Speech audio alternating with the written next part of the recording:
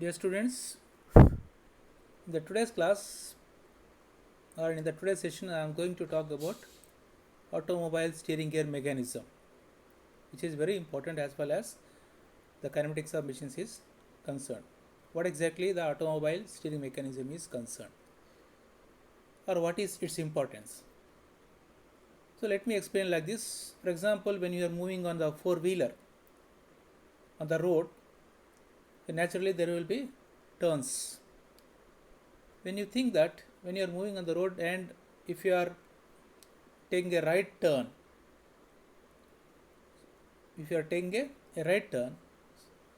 so you should drive in such a way that the skidding of the vehicle should be completely avoided. So at what angle the front wheels should be turned is what we are going to study in the automobile steering mechanism, so that the skidding can be avoided. So to fulfill this condition, as you can see, the relative motion between the wheels of an automobile vehicle and the road surface should be of pure rolling. That means that the point of contact between the wheels, right, the point of contact between the wheels and the road should be a line contact. If you maintain this condition, then uneven wear of the tires can be avoided. That is, there should be a line contact between the wheels and the road. It should not be a point, it should be a line contact, so that the uneven wear of the tires can be avoided. So in order to satisfy this condition, when the vehicle is moving along a curved path, the steering mechanism should be designed such that the point of contact of each wheel with the road surface should be of concentric circles. What is the meaning of this? So when you are moving on the road in a four-wheeler, the front right wheel, for example, if you are taking a right turn, the front right wheel is your inner circle because you are turning right, and the front left will be the outer wheel, right? One is inner wheel, right side wheel, outer wheel, that is the left side wheel. So when you are taking a right turn, right, the path of contact of each wheel with the road surface should be the concentric circles.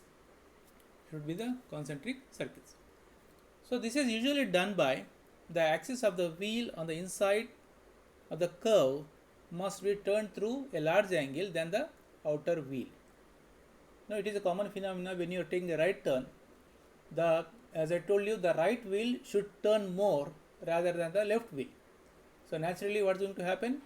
The angle turned by the right wheel should be more than the angle turned by the left wheel. So that means that since it is a line contact, we talked about the concentric circles, that is the path traced by the road, by the wheel on the road surface. So there will be concentric circles. So if you draw the lines from the concentric circles for inner wheel and outer wheel, they will meet a point which is known as the instantaneous center. Okay, this is what the concept of automobile steering mechanism. Okay, next you can see the mechanism. You can see here automobile steering mechanism, how it should be designed. If you see this sketch, I will just try to enlarge a little bit. If you see this sketch, there is a L is written. It is the base length of your chassis. There are links A, B and CD. Since we are taking a right turn, D is the inner wheel and B is the outer wheel. CD and AB are known as stub axles.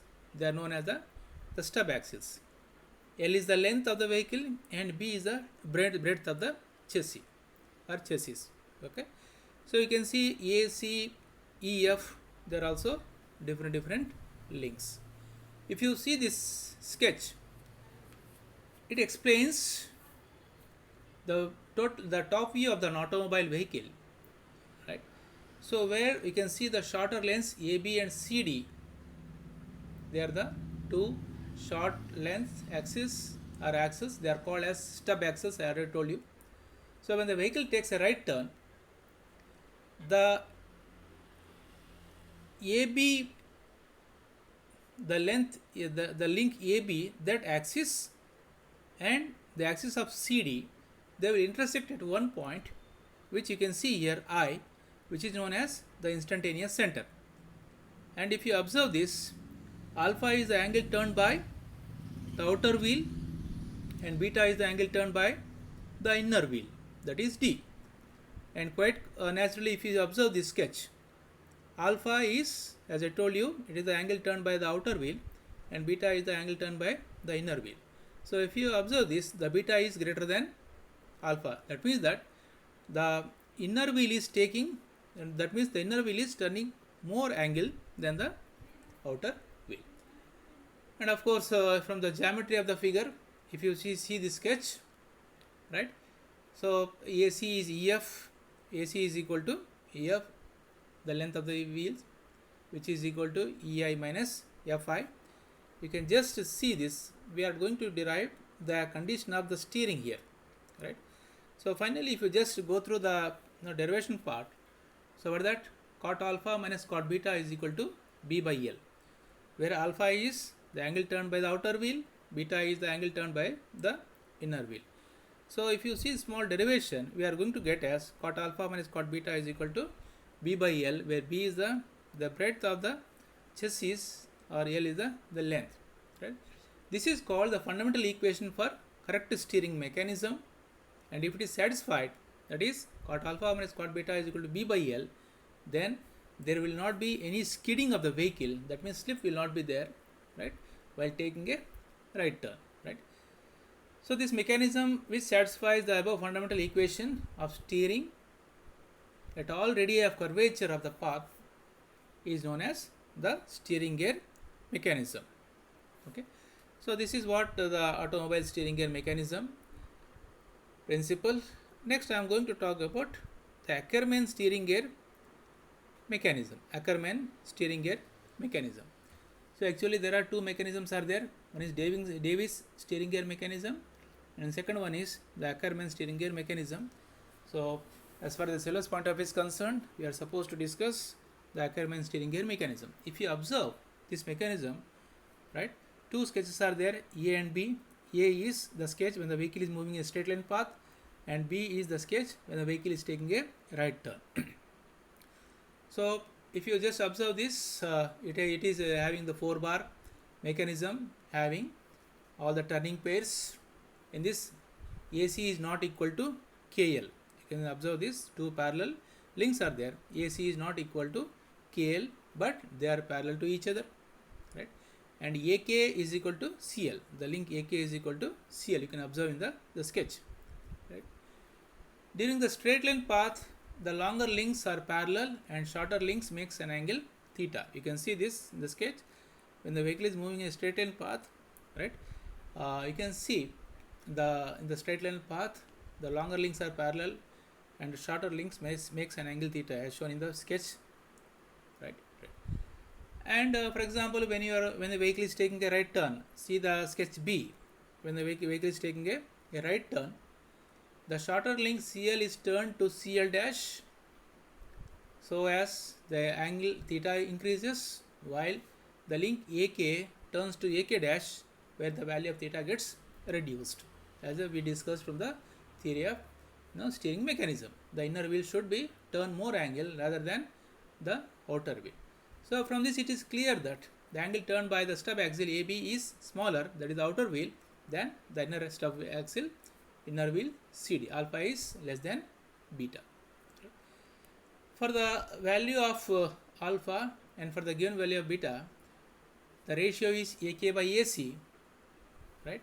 So which depends on, that means the value of alpha depends on the ratio AK by AC and the value of theta. Okay.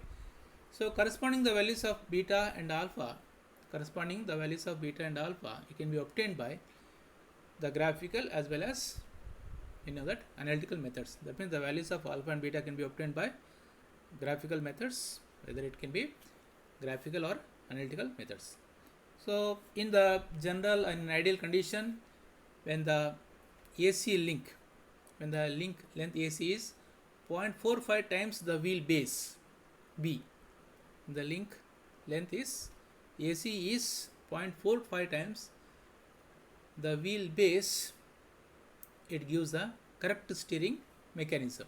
This is very important. Generally practical point of view, when the link AC is 0.45 times the base length, right, it gives the correct steering mechanism. This is what we call it as a Ackermann steering mechanism, Ackermann steering mechanism or Ackermann steering gear mechanism. So you can just go through the theory part, whatever I told. So with this we try to wind up steering gear mechanism, the principle of steering, as well as Ackermann steering gear mechanism. Thank you.